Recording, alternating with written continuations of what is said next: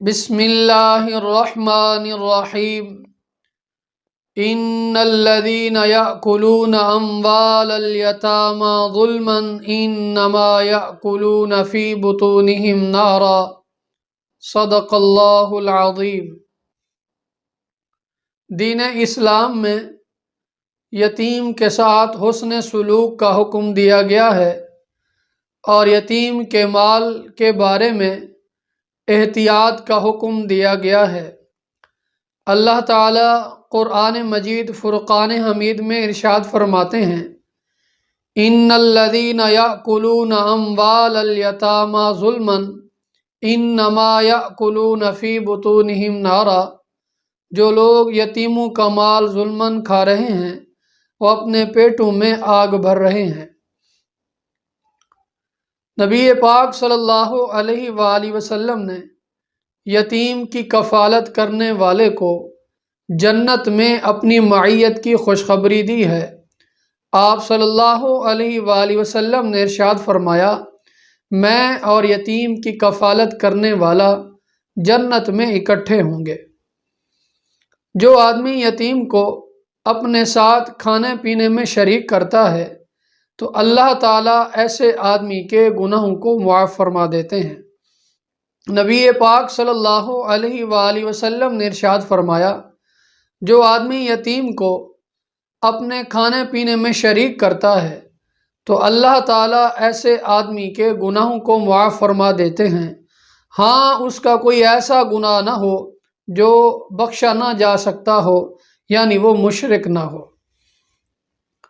آپ صلی اللہ علیہ وآلہ وسلم نے ارشاد فرمایا، وہ گھر اللہ کے ہاں بہترین گھر ہے، محبوب گھر ہے، جس گھر میں یتیم ہو اور اس کے ساتھ حسن سلوک کیا جاتا ہو۔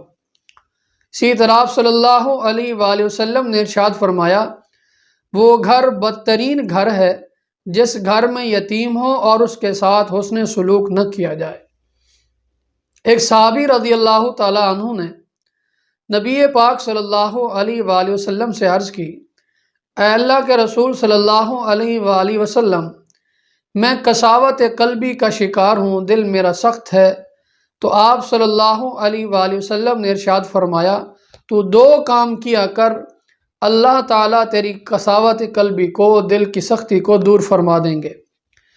پہلا کام آپ صلی اللہ علیہ وآلہ وسلم نے ارشاد فرمایا کہ یتیم کے سر پر ہاتھ پھیرا کر، اور دوسرا فرمایا مسکین کو کھانا کھلایا کر۔ ایک اور حدیث پاک میں آتا ہے، آپ صلی اللہ علیہ وآلہ وسلم نے ارشاد فرمایا، جو آدمی یتیم کے سر پر محض اللہ کی رضا کی خاطر سر پر ہاتھ پھیرتا ہے تو اللہ تعالیٰ ہر بال کے بدلے میں نیکی عطا فرماتے ہیں۔ تو اس آدمی نے یتیم کے سر پر ہاتھ پھیرا، تو ہاتھ پھیرنے سے جتنے بالوں پر ہاتھ پھرا تو اللہ تعالیٰ ہر بال کے بدلے میں نیکی عطا فرمائیں گے۔ اسی طرح آپ صلی اللہ علیہ وآلہ وسلم نے ارشاد فرمایا کہ قسم ہے اس ذات کی جس نے مجھے حق کے ساتھ بھیجا ہے، اللہ تعالیٰ ایسے آدمی کو عذاب نہیں دیں گے جو یتیم کے ساتھ حسن سلوک کرتا ہے، جو یتیم پر رحم کرتا ہے اور یتیم کے ساتھ نرم گفتگو کرتا ہے، نرم انداز سے بولتا ہے، تو ایسے آدمی کو اللہ تعالیٰ عذاب نہیں دیں گے۔ تو ہمیں بھی چاہیے کہ ہم یتیم کے ساتھ حسن سلوک کریں اور یتیم کے مال کے بارے میں بڑی احتیاط رکھیں اور یتیم کے ساتھ بہتری والا معاملہ کریں۔ اللہ تعالیٰ عمل کرنے کی توفیق عطا فرمائے۔ وآخر دعوانا ان الحمد للہ رب العالمین۔